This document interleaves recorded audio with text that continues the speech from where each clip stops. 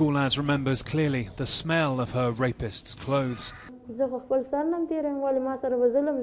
He had filthy clothes on, as he does metal and construction work.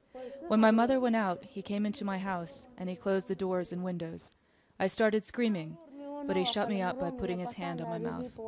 Her rapist was the husband of her cousin, but in Afghanistan's draconian society, this 19-year-old was also blamed. Her rape, sex with a married man, was seen as adultery by the courts, and she was sentenced to 12 years in jail. To her, there's only one way out, a dreadful choice. I was asked if I wanted to start a new life by getting released, by marrying this man. My answer was that one man dishonored me, and I want to stay with that man. Inside the prison walls, she agreed to be interviewed with her face hidden. Here, she can't escape her attacker. Her daughter is the child of the rape.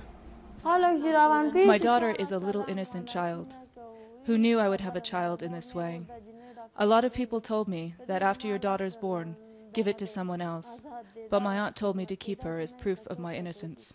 In Afghanistan, a rape victim's ordeal often simply begins with the physical attack. Then there's isolation from society. In Gulnaz's case, the possibility she may have to marry her attacker, and then the risk she could be killed because of the shame of her ordeal.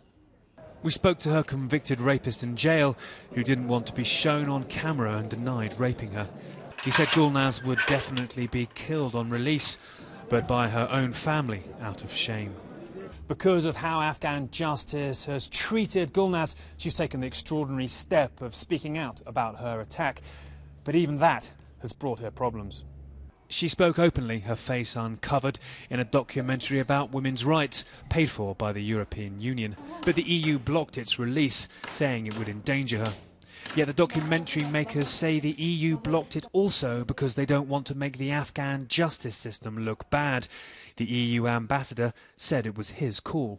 What I'm concerned about the situation of the women, about the security and well-being.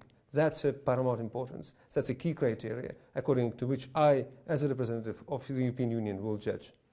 But now rape victim Gulnaz has been judged an adulterer. Her only possible escape, marriage to her rapist. Something she says she'll accept so her child can continue to have a mother. Nick Payton-Walsh, CNN, Kabul.